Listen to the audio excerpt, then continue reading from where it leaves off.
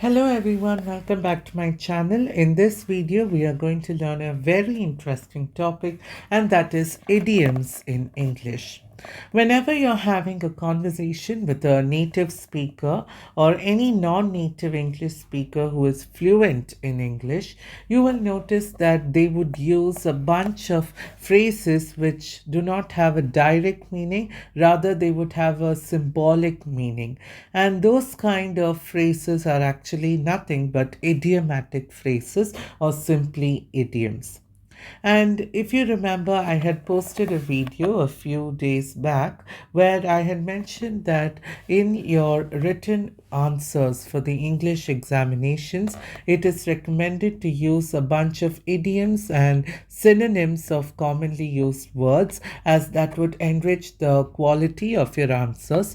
So learning idioms is very important, whether you are using it in your speech or whether you are writing it in your essays, articles, and in your examinations. So, learning idioms will certainly help you whether you are using it while speaking, writing, or even if you come across them while reading any kind of written work like a book or a poem or any kind of journal entry or article. So learning idioms will certainly help you, and in this video we are going to learn and explore a bunch of commonly used idioms, and this will certainly help you. So without further ado, let's begin with today's video. So first we have let the cat out of the bag. Let the cat out of the bag is an idiom that implies revealing a secret. So, when you are letting the cat out of the bag, it means you are revealing a secret. Let's say you have some information which you have kept hidden or unknown for some time, and now you have decided to reveal it. So, when you are revealing that hidden or secret information, it means you are letting the cat out of the bag. Similarly, if you have something personal or some kind of secret and you have shared it with your close friend, and let's say he or she decides to spread it with the world, and he has informed many people who you did not want the information to reach to, so you can say that he or she has let the cat out of the bag because he has revealed some kind of secret of yours. So that is the first idiom. The second idiom is on cloud nine. On cloud nine means you are very happy or you're very ebullient. So I had mentioned the synonyms of the word happy in my earlier video regarding the 5 tips for your English answers. So in that I had mentioned a bunch of synonyms for the word happy. Now, on cloud nine is another synonym, and it is an idiom as well. So it will definitely enrich the quality of your answer if you're incorporating this in your English examination answers. So you can use on cloud 9 to say that you're very happy. So let's say if you have scored a 99 on a test out of 100, then you can say that I'm on cloud 9 because I scored 99 in the examination.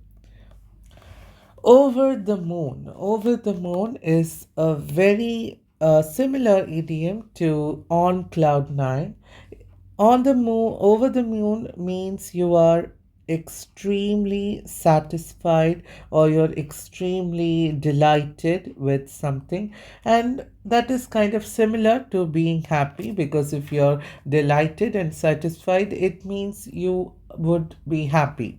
So you can use on cloud nine and over the moon interchangeably, as both the idioms are actually conveying the same meaning. So let's say we are taking the same scenario where you have scored a 99 on a test out of 100. So you can also say that I'm over the moon because I scored 99 in the exam. The fourth idiom is it's a piece of cake. It's a piece of cake refers to a very easy task if there is some task which you have been assigned and it is very simple and you have seen harder tasks in the past, then you can just say it's a piece of cake. So a piece of cake refers to a very simple task or a very easy task. So if you're able to do it quickly without any strain, then that means it's a piece of cake. So that's the fourth idiom. The fifth idiom is it's not rocket science. So this is something that you would say to a person, and it's not something that you can start your conversation with. This is a reply to a person who is kind of stressed about something. So let's say a person has to do a very challenging task, and he is kind of under pressure, and he is complaining about the task to you, and you feel that what he has to deal with is not at all difficult. If you're feeling that the task that he has been assigned is quite simple and it is not at all difficult, then you can just say to him as a reply that it's not rocket science. So you can just say you can do it because it's not rocket science. So it's not rocket science is used to say that something isn't difficult at all, because rocket science is something which is quite difficult. Of course, there are many people who are studying about rockets and many topics related to physics. However, rocket science is considered as a very difficult branch of learning, and it is used in this idiom to say that something isn't difficult, because if you feel that something is not challenging, you can just say to someone that it's not rocket science. So I hope that's clear to you. That is the meaning of it's not rocket science. The sixth one is steal one's thunder. This is something that you would find many native English speakers using. So, steal my thunder or steal one's thunder means that if there is something that someone does which is quite proud and appreciable, while there is some other important event or a proud moment for another person. So, for example, let's say I have achieved a centum in maths in any kind of exam. So, I have scored a centum, that means 100 on 100 in the mathematics exam. And let's say there is another classmate of mine who has also scored 100 in maths, but he has also scored 100 in two other subjects. Let's say he has scored 100 in English, maths, as well as science. So he has also achieved 100 in three subjects, but I have achieved 100 just in one. And of course, achieving 100 in maths is a great task, it is a proud achievement. But since he has achieved 300s, he has stolen my thunder, because I have achieved something proud and he has taken that proud moment away because he has done something which is even more difficult and even more appreciable. So I would say to him that you are stealing my thunder, or you have stolen my thunder, because he has done something which is even more difficult and more arduous than what I have achieved. So that is the meaning of steal one's thunder. You can use it with any pronoun. That is why I'm saying steal one's thunder. So you can steal my thunder. You can say you steal your thunder, steal his thunder, steal her thunder. You can use it with any kind of pronoun. The seventh one is don't judge a book by its cover. This is a very common sentence and quote that you may find even on the internet, perhaps. So, don't judge a book by its cover is a quote or a sentence which is asking the person to not underestimate anything. So when you say don't judge a book by its cover, it means don't underestimate anything or don't judge someone or something before understanding them. Before getting to know someone, before getting to know something, don't judge someone. That is the meaning of don't judge a book by its cover. So, external appearance can be misleading, and internal personality is what that matters. So, you should not get misled by the external appearance of any person or thing. That is the meaning of don't judge a book by its cover. The next one is a blessing in disguise. So, when there is something good in a bad thing, it means it's a blessing in disguise. So, let's say we all know about the COVID pandemic. So, of course, the COVID pandemic is a huge predicament. It is an unfortunate event and it's not something which we are happy about. But of course, there is something which is good about the COVID pandemic, and that is the online classes. We started to learn online. All the school classes and university sessions were held online on platforms like Zoom and Microsoft Teams. So that saved our time. We didn't have to go to school. We didn't have to travel in the bus or using public transport, and we got a lot of family time because of the online classes. So that is something positive or optimistic about the COVID pandemic. So, although the COVID pandemic is a negative event, there is something positive about that. So, if you are happy about that positive thing, then you can say the COVID pandemic is a blessing in disguise, because of the pandemic, you were able to learn online and get more family time. So that is all about a blessing in disguise. The next one is call it a day.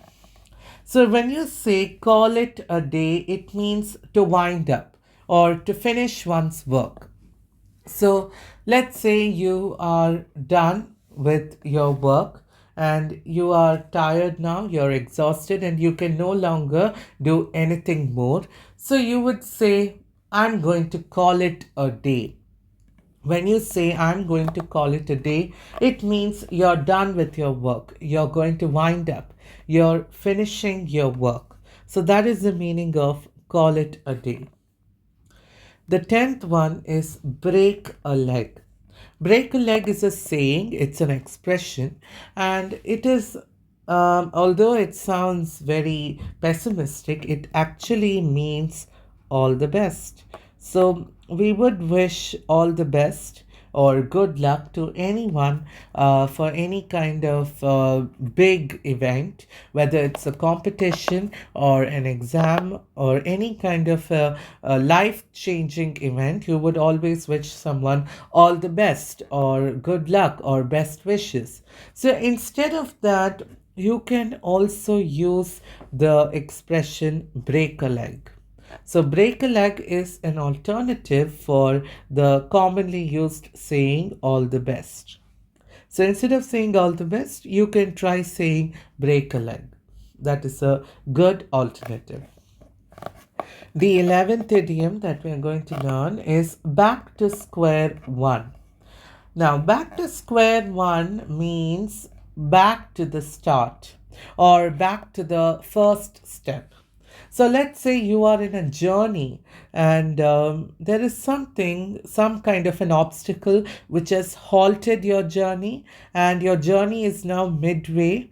And let's say because of that challenge or obstacle, you have to go back to the beginning. You cannot resume your journey anymore. You have to start all the way from the first step or from the beginning. You need to start your journey again. So for that, that kind of an event you can describe by saying the idiom back to square one. So if you have to start some kind of a journey right from the start or right from the beginning once again, then you can say, I have to do this from back to square one. I have to do this from back. I have to do this from the first step. So you have to use this idiom back to square one when you are saying back to the start or back to the first step. So let's say in your journey you are now midway and you have to go back to the beginning, then you have to say, I have to go back to square one. Okay, so repeat after me. I have to go back to square one. So that is the meaning. And if you're saying it to someone else, then you can say, let's say someone has messed up his homework or some kind of an essay, and you want him to start all over again. Then you can say you have to write it once again, or you can say you have to go back to square one. So that is the meaning of back to square one. The 12th idiom is hit the sack. Hit the sack, you can also change the word sack to hay. So you can say hit the sack or hit the hay. Hit the sack or hit the hay is a very simple idiom. It just means go to bed. So if you want someone to go to bed or go and sleep, then you can just say hit the sack or go hit the sack.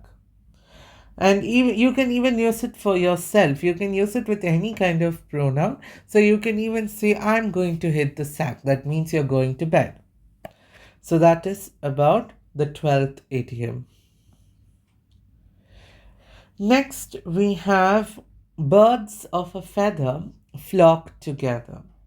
Now, this is also a commonly used saying. So, birds of a feather. So, when I say a feather, it means there is something common about the birds. That is why we are saying a. So, birds of a single feather, flock together. So it means that if there are two similar people, there is some kind of a common thing or a similarity between two people, then those people usually stay together. They stick together. That is why we are saying birds of a feather flock together. That means two people with the same opinions or two similar people usually stay together. They would know each other better. You know, they would have a better relationship with each other. They would have a better conversation. They would be able to mingle easily with each other. So that is the meaning of birds of a feather flock together. The 14th one is pull one's leg. So when you're saying pull one's leg, to pull one's leg means to mock someone. If you're trying to poke fun at someone, if you're making fun of someone, or if you're poking fun at someone. Now, just to explain, instead of saying making fun of someone, you can use the verb poke. You can say poke fun. But instead of using the preposition of, you have to use the preposition at. So when you're poking fun, you have to say you're poking fun at someone. Similarly, if you're making fun of something or someone, you have to use the preposition of, making fun of. But it is poke fun at. So if you are mocking someone or poking fun at someone, then that means you are pulling his leg. So let's say you just cracked a joke about someone, then you can just say, I pulled your leg. Okay, so that means you're just making fun of him. It's nothing serious. You're not trying to hurt him. You're just making a joke just to make fun of him. Now, the fifth saying, the fifth idiom is no pain, no gain. It's actually something which is direct. It means without putting effort, without hard work, dedication, and commitment, you cannot gain anything. That is the meaning of no pain, no gain. So, in simple terms, when you say no pain, no gain, it implies that without effort, you gain nothing. So, without effort, there is no gain. You're not going to get anything. That is the fifth idiom. The 16th idiom is make a long story short. Make a long story short. Make a long story short means to make a long descriptive incident short. So let's say there is some incident or scenario that has taken place somewhere, and you are describing or narrating that incident to another person. So instead of saying all the details, if that person wants you to just hurry up, then he would say or he would ask you to make a long story short. That means he wants you to summarize the long event. He doesn't want you to go about all the details. He just wants. Sorry, I had to pause the audio in between. So I'm just going to say again. So, make a long story short means you are summarizing a long event or you're making a long descriptive incident short. If you want to narrate it quickly by just narrating the important details, then that means you are making a long story short. Now, the 17th idiom is beat around the bush. So, beat around the bush means if you are continuously explaining all the details in a very explanatory manner, in a very profound manner, and if you're not explaining in brief at all, then that means you are beating around the bush. So, if you're taking a long time to explain something simple, instead of explaining it in brief, you're explaining it very profoundly in detail to a person and you're consuming a lot of time. That means he would say that you are beating around the bush. That means you're continuously explaining something in a very descriptive and long manner. The 18th one is so far, so good. So far, so good is another commonly used idiom. So it means that something is fine or something is good till now. So that is why we are saying so far. So as of now, something is good or something is fine. So if you just want to say, so for example, if someone is asking you, how is grade 12? Now, grade 12 in the CBSE curriculum can be quite hectic and pressurizing. And of course, in the beginning stages, you would not find it very challenging. So, let's say somebody is asking you in April, how is grade 12?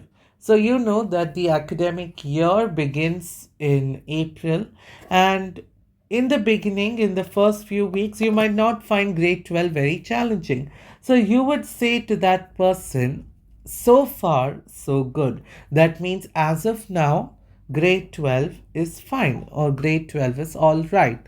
So maybe later the situation can become more challenging.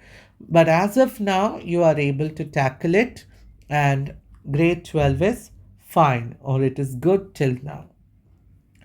The 19th one is best of both worlds. Best of both worlds means when two good things are there for someone, or two preferable things or preferable situations are there for someone, that means the person has the best of both worlds. So let's see, there is, I'm going to explain this with the example of two objects. Let's say there is a phone, and let's say there is an orange. So there is a fruit, that is the orange, and there is a phone, which is a device. So let's say there is a cheap phone and there is an expensive phone, and let's say there is a high quality orange and there is a low quality orange. So let's say there is a person who has a high quality orange, which is quite affordable, and she has an expensive phone, and let's say the expensive phone is of much better quality. So if she has an expensive phone as well as a high quality orange, then you can say that the person has the best of both worlds. Similarly, let's say you are talking about two things. Let's say um, you're talking about a house and you're talking about um, a car. Let's say there is a person who has a mansion which costs maybe $1 million, and she also has a car which is very expensive, and it has all the good features, good mileage and good features. So if she has a good car and she has an amazing house, then you can say that she has the best of both worlds. So in the world of cars and in the world of houses, she has the best ones. She has the best house, she has the best car. That is how the idiom actually originated. So best of both worlds means if there is some person who has two good things or two preferable situations, then that means he or she has the best of both worlds. The last simple idiom is get out of hand, and that is when something is beyond our control, then you would say the situation is getting out of hand. So let's say you are not able to control someone or something, and you cannot manage it. Then you can say that the situation or the person is getting out of hand. That means you cannot control that person or you cannot control that thing or situation. So let's say you are a teacher and in your class there is a mischievous and notorious student who is always pulling these kind of tricks in the class and always disturbing and irritating you and all the students. So then you can say that boy who is creating the trouble, that boy is getting out of hand. That means you're not able to control him. He is becoming more notorious and naughty day by day, and you cannot manage him. That is about the simple idioms. Now I am going to just explain certain random idioms which are commonly seen, and these are not very simple. Of course, some of them you might have heard in your external examinations, like if you're writing the international benchmarking test or the asset exam or any kind of international examinations for English, you would find these kinds of idioms that I'm going to mention now in the questions. So you would know some of these idioms, but they are not very common or very easy. So that is why I'm explaining them separately at the end. So the first one is better late than never. So, better late than never. It is not very difficult. You might have seen these on TV shows and stuff. So, better late than never means it's way better to come late than to never arrive. So if you're maybe 10 minutes late to a party and the people are asking you, why are you late? Then you can just respond by saying, better late than never. Or if you are hosting a party and someone is arriving late and everyone is shocked and asking that person, why did you come late? Then you can just say, it's not a problem, better late than never. So, better late than never is just a saying which means that it's better to arrive late to an event rather than never ever arriving. So, that is the idiom. The next idiom is to make matters worse. This is a beautiful idiom which I love to include in my answers when I was writing the English exams. It is something which I like and I used to include this one. So, to make matters worse. To make matters worse means to say something worse than another bad thing. Let's say you have just said a bad incident or a bad situation, and now you're going to say something in addition to that, which is worse than the already mentioned event or situation. So so if you want to narrate the next one, you can say to make matters worse and then say what is worse than the previous one. So let's say there is a student who has scored 90, okay, not 90. Let's say getting an A1 in the exam is only if you score above 90 out of 100. So let's say someone has scored 82 in English out of 100. So it is not in the A1 grade. And let's say he has scored 89 in science. So you can say, let's say I'm just taking an example. Jack has scored 89 in science. Let's say you're saying this to someone. And then the person is asking, oh, really? So then you will say yes. And to make matters worse, okay, you would say, and to make matters worse, he has scored 82 in English as well. So he has already scored 89 in science, which is bad.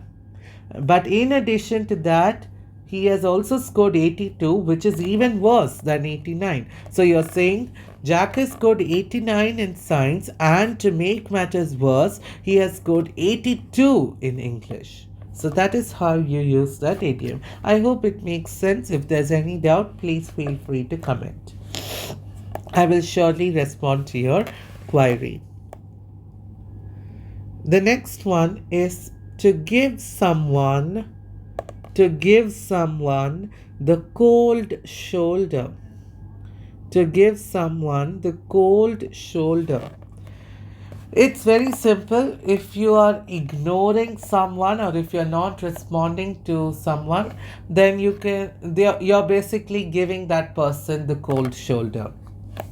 So let's say you are talking to a person named Jack and he is not responding to you, he's ignoring you. Then you can just say, Jack gave me the cold shoulder. So, Jack gave me the cold shoulder means that Jack ignored you. Jack did not respond to you. The next idiom is don't cry over spilt milk. Don't cry over spilt milk. Don't cry over spilt milk means don't think about the past. If there is something bad which has happened in the past, it has already happened. So don't think about it. Don't waste your time thinking about something which has already happened. That is the meaning of don't cry over spilt milk. So I had told you how Jack had scored 89 in science and 82 in English. So let's say he's coming to you and he is crying about that. So you can just say don't cry over spilt milk. And it is not necessary the person has to cry to say don't cry over spilt milk. Even if the person is just saying that bad thing normally in a normal tone, you can say don't cry over spilt milk. Even if the person is not crying, you can say don't cry over spilt milk. So don't cry over spilt milk is actually asking the person to not think about the past.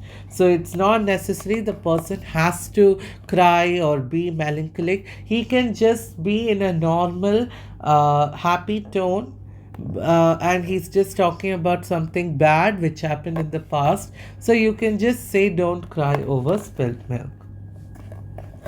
The next one is once in a blue moon. Actually, this is very simple, but I don't know it. I have not seen it in the CBSE books, so I am including it like this. So, once in a blue moon means something which is rare, very rare. So, let's say someone is not doing his homework all the time, and suddenly, out of nowhere, one day he comes and he submits his homework. So you can say, he never submits, instead of saying he never submits his homework, you can say he submits his homework once in a blue moon. That means he submits it rarely. So all this while he never submitted it, but he has submitted it just once. He gave his homework only one time, or maybe let's say 2 or 3 times, just a few times he has submitted the homework. So you can say that he submits his homework once in a blue moon. That means he rarely submits his homework. Okay. The next one is it's raining cats and dogs. It's raining cats and dogs means it's raining heavily. So if there is a very heavy rain, then you can say, oh, it's raining cats and dogs. That means it's raining very heavily. The next idiom is make hay while the sun shines. Actually, this is something which is common. I should have included it in the first 20 idioms, but it's fine. So, make hay while the sun shines means to do something productive when the situation is good.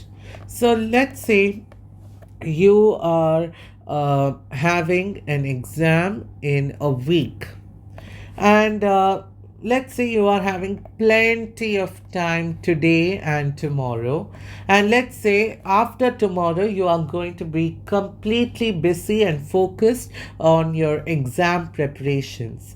So let's say there is a friend of yours who decides to do the work or the project after a few days. So after a few days, you know that you have to prepare for your exam. So you can say as an advice to that person to make the hay or to make hay while the sun shines. So if you make hay while the sun shines, that means you are doing something productive when it is the right time or when the situation is good. So you should not wait for a long time. You should make the best use of the current situation. If the current situation is good, then you need to make the best of it. You have to do something productive when this situation lasts. So that is the meaning of make hay while the sun shines. The next idiom is get off your high horses. Get off your high horses.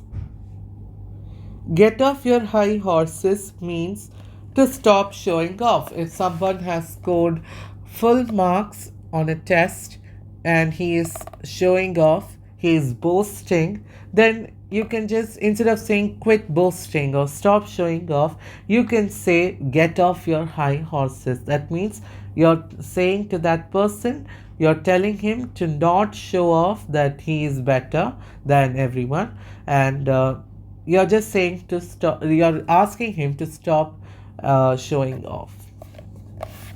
The next one is cost an arm and a leg. Cost an arm and a leg. Cost an arm and a leg means it's so expensive. If something is so expensive and not affordable, then you can say it costs an arm and a leg. So let's say the price of an orange normally is, let's say, 50, I mean, not 50, sorry, um, $2. And let's say you are going to a supermarket where the orange costs $10. Then you can say this orange costs an arm and a leg. That means it's so expensive. The next one is actions speak louder than words. It's a very famous saying. So basically, actually, it's very self explanatory. It means that actions are way more understandable, way more important than one's words. So the actions that you do are something which people are going to trust. People will trust your actions and not everything that you say. Your words are less important than your actions. That is the meaning. The next one is the ball is in one's court, or the ball is in your court. So let's say you are having the choice, or you are having the right to make a decision. Then that means the ball is in your court. That means it's your decision. You have the choice. You can make the decision. That is the meaning of that. So that is the meaning of the ball is in your court. The next idiom, it's my favorite idiom, that is fortune favors the bold. Fortune favors the bold means fortune. Fortune means luck, success. Luck and success is something which favors the bold. That means luck and success, victory, achievement, luck, all these things are with those people who are courageous and confident, who are bold. So, fortune is not going to wait for the weak and frail people. Luck, success, fortune, everything is for those people who are confident and courageous enough to make decisions on their own. That is the meaning of this statement. The next one is taste of one's own medicine. So, taste of one's medicine or taste of one's own medicine means getting the same treatment like how one treated someone else. So, let's say someone has just ill treated you and you are doing something which is similar to what he had done. So, you can say, get a taste of your own medicine. That means you are treating him in a similar manner and he is getting a taste of the way he treated you. So you are returning it back to him. Okay. The next one is a picture is worth 1,000 words. This is similar to actions speak louder than words, but it is about a picture. So a picture is equivalent to 1,000 words. That means when you're showing something, when you're demonstrating something or illustrating something in the form of a picture or any pictorial representation is better than saying it. Words are less important than a picture. So showing something is 1,000 times better than saying it. That is the meaning. The next one is a penny saved. A penny saved is a penny earned. So if you're saving something, it means you're earning it. Very simple meaning. A penny saved is a penny earned means if you're saving something, then you have actually earned it. It is going to benefit you in the future. It's a blessing that you have earned. So, saving is equivalent to earning.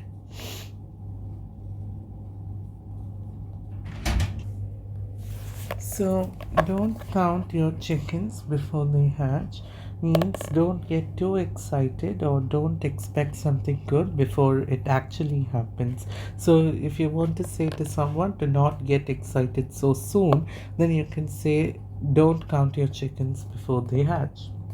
The next idiom is a dime a dozen, which means something is very common or available in huge numbers. So, if something is very common, you can say it's a dime a dozen or it's available a dime a dozen.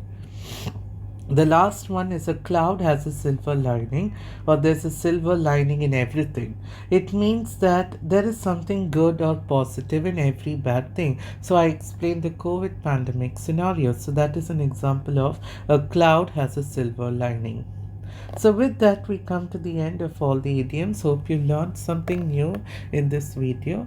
And if you have any doubts, please feel free to comment and I will surely respond to your doubts. Thank you, everyone. Have a great day.